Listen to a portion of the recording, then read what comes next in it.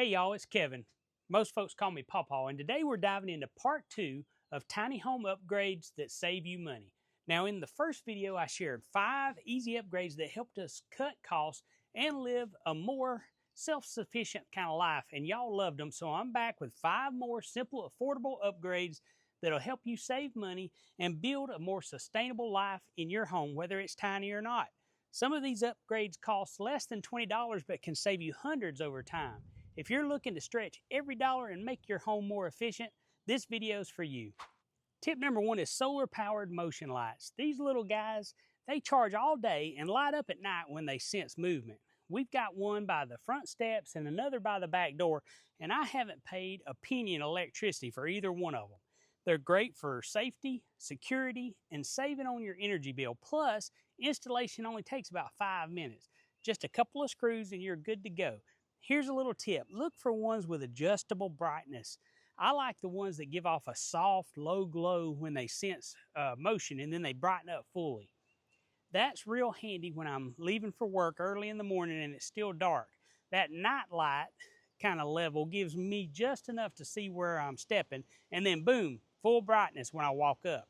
And if you're in an apartment or an RV, some models even come with like the stick-on mounts or magnets, so you don't even have to drill a single hole.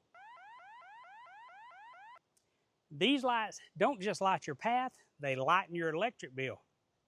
Tip number 2 is a Greywater drain system. This one's for folks who want to reuse what they already have, like water from your sink or your shower. Now, I haven't built mine yet, but it's high on my list. I'm still doing research and learning, but as soon as I figure it out, I'll make a full-blown video on how I install our Greywater system. Right now, my plan is to run a gravity-fed line from our kitchen sink out to a gravel bed out here in the back. That way the water goes to good use instead of just disappearing down the drain.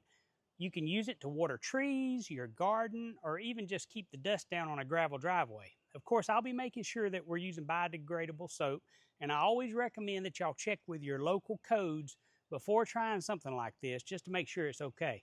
Now here's why it works. Less water used, lower utility bills, and more value out of every drop. It saves water, it saves money, it just makes sense. And if y'all are interested in seeing that project come to life, let me know down in the comments and I'll bring you along with me when I go to build it for us. Tip number 3 is a DIY compost pile using salvaged materials. Out behind our place, I've got a 2-section compost bin made from old pallets. In one section, we dump all the grass clippings, leaves, garden scraps, and kitchen waste.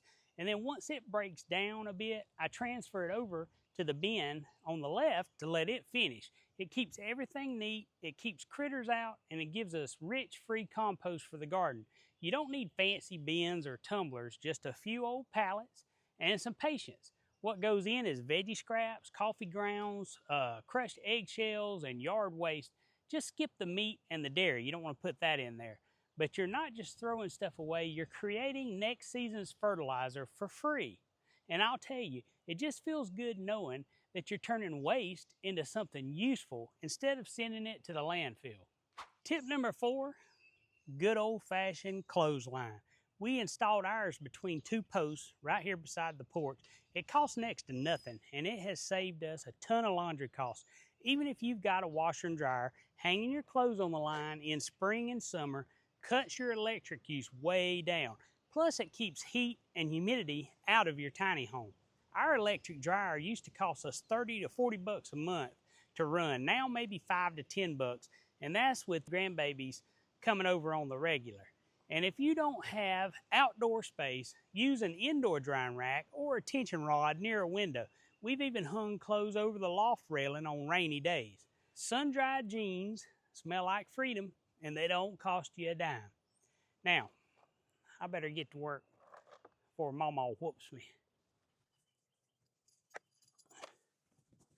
Tip number 5 is a solar-powered battery bank.